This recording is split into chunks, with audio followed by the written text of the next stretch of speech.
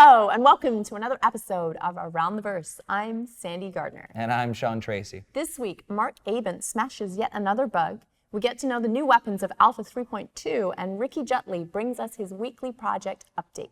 Let's go to Ricky to see what's been going on in Star Citizen's development. Hello again. Welcome back to another Star Citizen project update. As usual, we start with characters, and the animation team's been working on one of your mission givers, Battaglia. Here we see a few mission-based lines and their corresponding animations being tested. Unfortunately, things are a bit slow right now.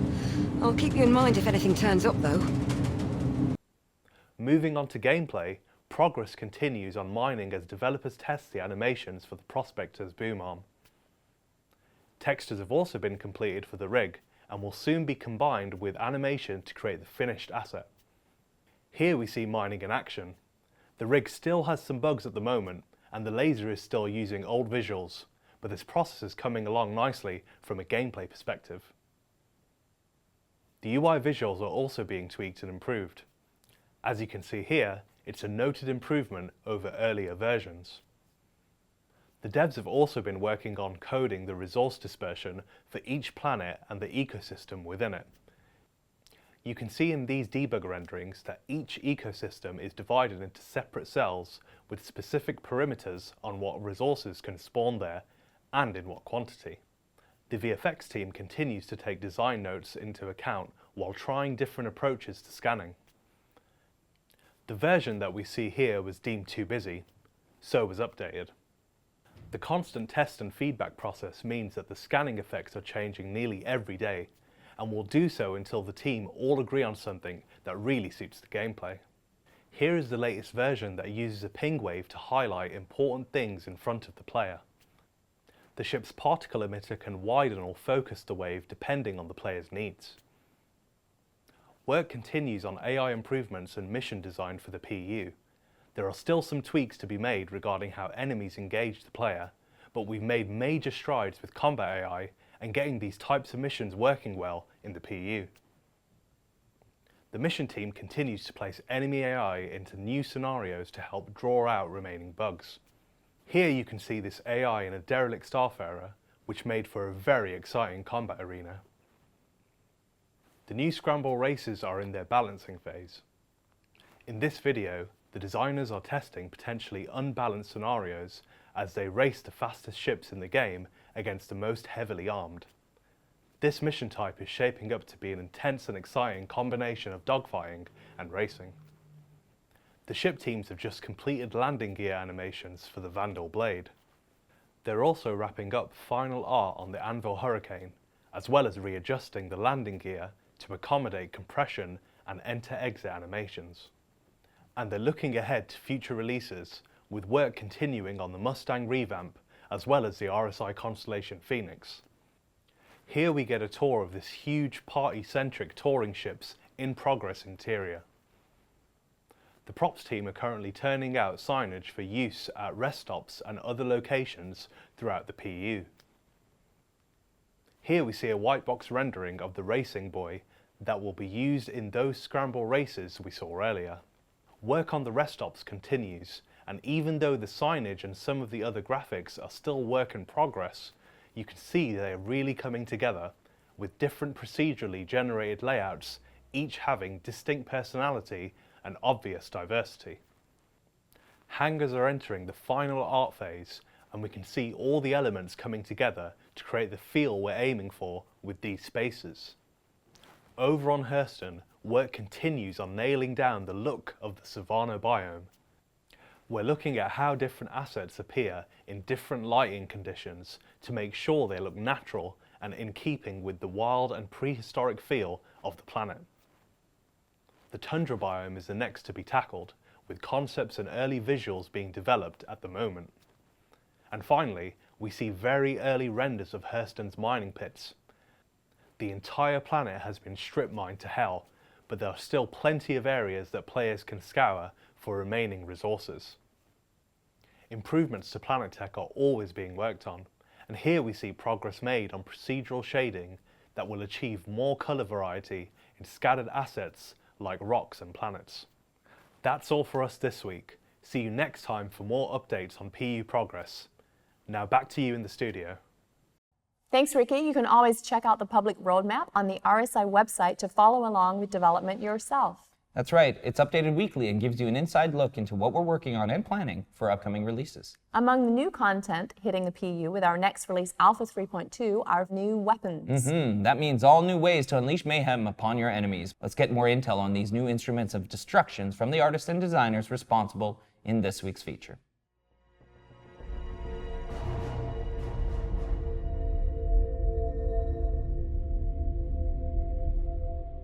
The Gemini F-55 was one of two LMGs we've got coming for 3.2. Gemini is a company that seems to be focused on this kind of flashy weaponry that's being sold to kind of like these wealthy mercenaries and privateers and people like that. So we really wanted to incorporate that into how the weapon behaved. So we kind of took a look at looking at how high we could push the rate of fire, and that actually pushed us into kind of Gatling territory. So we've got the big, beefy, multi-barrel spinning Gatling kind of functionality there on the front. It's a very scary weapon for short ranges. This thing will be sending people kind of like looking for cover as soon as possible, or they get kind of turned to paste. The F-55, being a light machine gun, also has a very big drum magazine, which is something unique that we haven't done before in this fetch.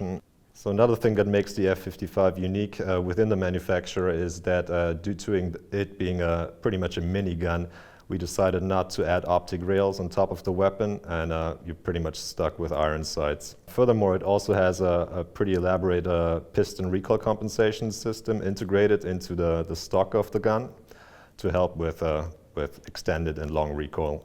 This is basically the flashy, over-the-top, kind of like, it's not style over substance because you've still got both. The gun's no joke, but it's sort of made of premium materials, premium manufacturing.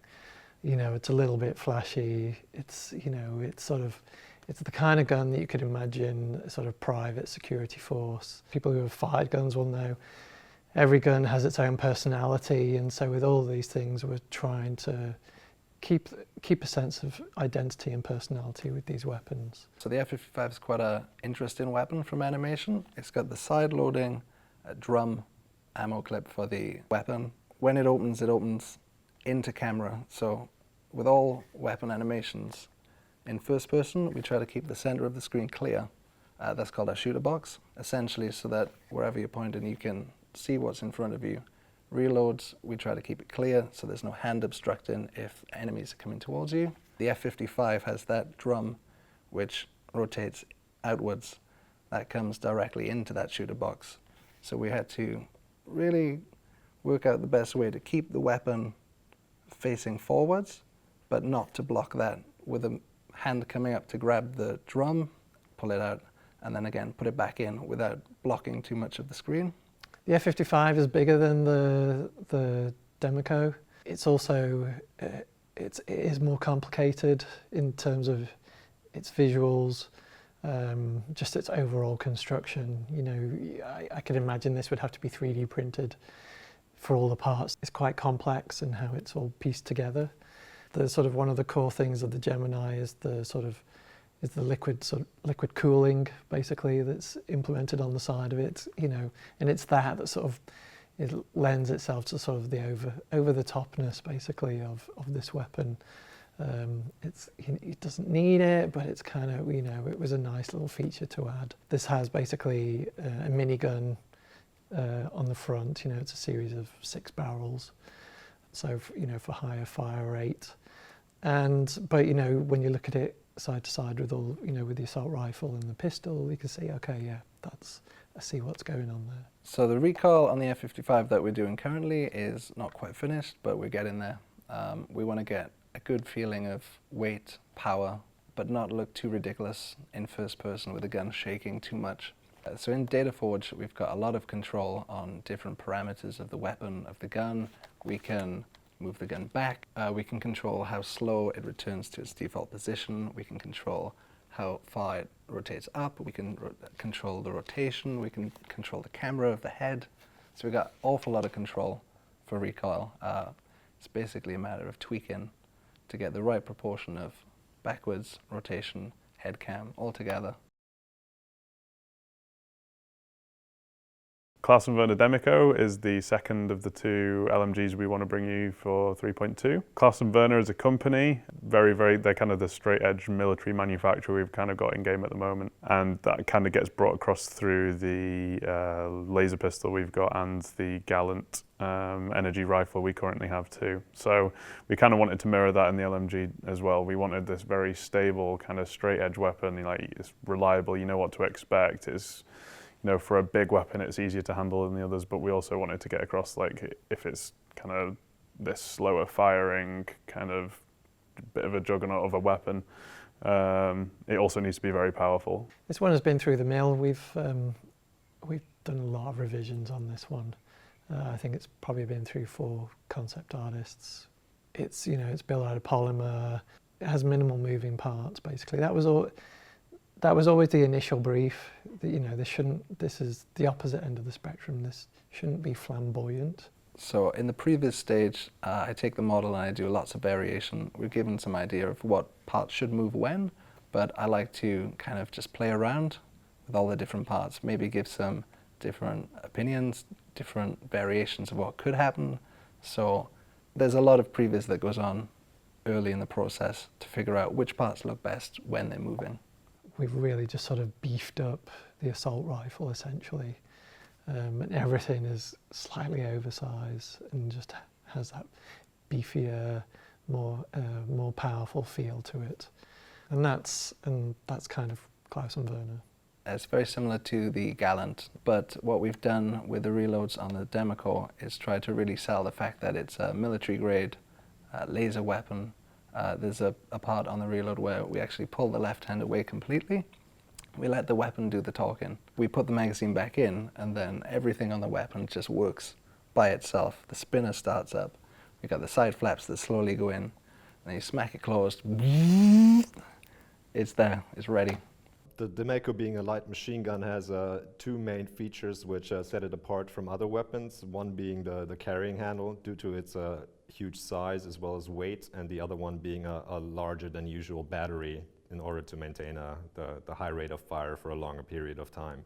After we completed the first pass and looked at the gun in the game for the first time, we felt that the actual carrying handle being centered right on top of the weapon obscured the player's vision a little bit too much during ADS view. Therefore, we offset it to the side and introduced a little angle to it just to get it out of the way. The magazine itself, the animators gave us feedback saying that they had a difficult time getting a good grip on it due to it being very smooth on the exterior surface. So what we ended up doing is adding recesses and a little grip pattern for them to reach into and get a better grip. The Gallant is a very kind of, it's almost like the opposite weapon to the F-55. It's interesting playing with both, and everyone always finds a favourite. Obviously the F-55 is kind of a bit of a beast to handle. Like, it'll take a bit of practice trying to use that thing and use it well, whereas the Demico is a lot more reliable, because obviously the F-55 is always, on paper, is always going to look like it does way more than the Demico ever would. But in reality, just because of the range advantage you get from the Demico, how much more stable it is to fire and the spread of the bullets coming out the weapon and everything, like the F-55 will way more powerful at short ranges in corridors and stuff. But the Demico is going to be much more, it's going to be useful in those situations as well, but it's going to be a lot more useful planet side in kind of like these long, more stretched out and bigger environments where, and even just through the nature of it being slower firing, you're going to have a lot more ammunition to use. You're going to be able to fire for longer, and you're not going to find yourself in these situations where you've suddenly burnt out of all your ammo. Obviously this is an energy gun, so it's basically a larger battery pack, a larger firing mechanism, you know, to cope with the increased firing rate and power. Has a very similar cooling mechanism, so we still have the little door that pops open, reveals the cylinder tech that's in there just spinning down and cooling down. We'll get nice effects and smoke coming out of it and stuff, or steam, or whatever the effects team want to do. In the animation, you'll have, you often see most of the weapon when you go into the reload. I mean, that's kind of That's kind of your sort of weapon inspector almost, really. That's the time where you really get to see a lot of the weapon, a lot of the internals, and you really sort of get to appreciate it. And it's a great opportunity for the animators to do the reload. And that's where a lot of the personality comes into the weapon as well, whether, depending on what the latch mechanism is. And each manufacturer's got a different mechanism. Some are fiddly, some are just heavy duty and easy. Some are quite mechanical, some are just a flick of a button. So that's also another good way of getting personality in there as well. I can see sort of a tight-knit group of operatives coming in with this weapon, and it's the full support. You'll have your LMG guy for support, and then you'll have a bunch of guys with assault rifles, and so it'll be like a fully rounded out team. Thanks, guys. Those new weapons look like they're going to add some fun combat options when 3.2 goes live, with FPS and dogfighting experiences in Star Citizen getting deeper and more compelling. And they certainly are. And with development successfully branched to 3.2, the Abukati should get a crack at testing all those guns out soon in the PTU. Yes, all of our testing groups are about to have their hands full. With new features and content inevitably come new bugs, and our community plays a major role in troubleshooting every new Star Citizen release. And of course, smashing bugs starts right here on the front lines of development. Countless devs are constantly making the Star Citizen experience smoother for everyone with every bug they obliterate. Let's check in with Mark Abent to see what he's contending with currently in a new installment of Bug Smashers. Hey everyone, we are here in my test level and we are checking out a Rock, a Gladius, and Weapon 2.0. Oh snap. You even shoot my gun, or I should say my Gladius. Pew pew. So FPS guns, they work pretty cool. Let's check out how they are on our ships. I got no time for animation, so let's speed up time. Woo, Shazam, we're in. We got in before the cockpit even closed. So, we're shooting our guns, everything looks about right, except my main gun is not shooting. So my auxiliary guns are shooting, but my main gun, when I click the trigger, nothing happens. And I am looking at him right here, and you'll notice he slightly turns. Ever so slightly, he twitches. So he's getting into the spin up phase and then immediately going into the spin down phase. He's never getting into the active shooting mode. And it's a little unfortunate, but when you get an awesome new amazing system, you gotta expect some bugs. So let's step into the code and see what was happening. Well, before we start off, I'll say this 2.0 infrastructure was done by the German guys. I believe it was Torsten. I may have butchered his name, I apologize. I am a bad name speaker. But in this amazing infrastructure, we have our item infrastructure for our components and updates, so everything's streamlined to use our associated technologies. And fortunately, in this little bug, if I pop a breakpoint here and I shoot my gun, it's immediately going into the spin down phase, which is unfortunate. What we should be happening is we get stuck in the active state until we're ready to progress out. So we're actually going to move this timer out of this check. So if we have ammo, we're going to go into the active state. And if our timer, basically our next time we should have shot or our spin up phase is done, we will evaluate when we'll basically shoot a projectile. We'll reset the time so it starts counting again. And if we actually have an active time, as in we're still shooting, we want to continue firing. Otherwise, we will go into the spin down phase. So, come on, copy pasta. There we go. So if we have shot, we reset our delta time, and we find that when we shot, that our timer is 0, we're gonna go to the spin down phase. So we should be in the active mode, shooting, and then once our timer is done, or basically we are let go of the trigger or we ran out of ammo, we're gonna go back to the spin down phase. So let's hit recode and see what happens. All right, so now that recode is finished, we are back, and as you can see, I am now shooting my projectile. Now, I had to go into another ship because the other one was broken, but now in this gun, we're in the correct state. Yay, recode magic. Now it's kind of hard to see the projectile, so what I'm going to do is come into our data forge, change the size a little bit, give it a, let's see, we'll give it a laser material, because why not? I just want to see what my gun shoot, copy pasta,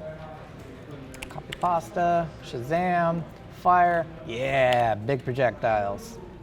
Woo! You know what, let's have some more fun. Let's have some gigantic, there we go. Now that's a gun. That's perfect. Works 100%. I think everyone will agree. Ship it, keep it. Hope you guys enjoy. Till next time. So as you guys saw, we had a little fun little bug there in our Weapon 2.0 infrastructure.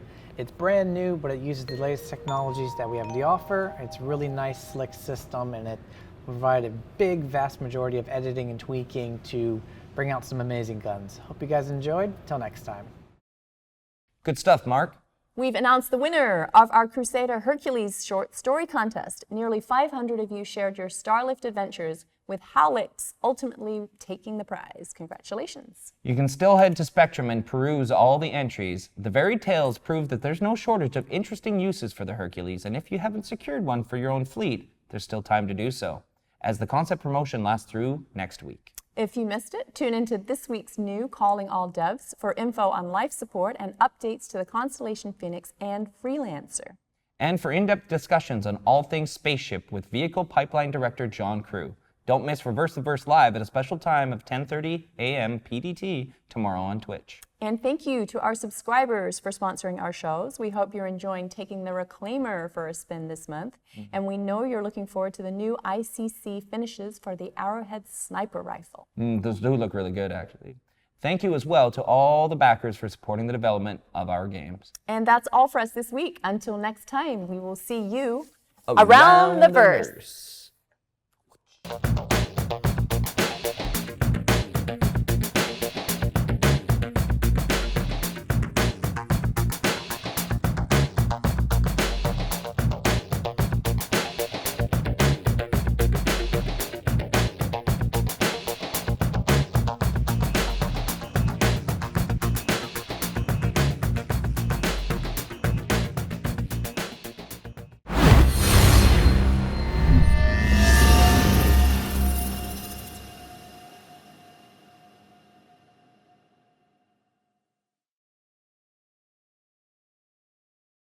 Thanks for watching. For the latest and greatest in Star Citizen and Squadron 42, you can subscribe to our channel, or you can check out some of the other shows, and you can also head to our website at www.robertsspaceindustries.com. Thank you very much for watching.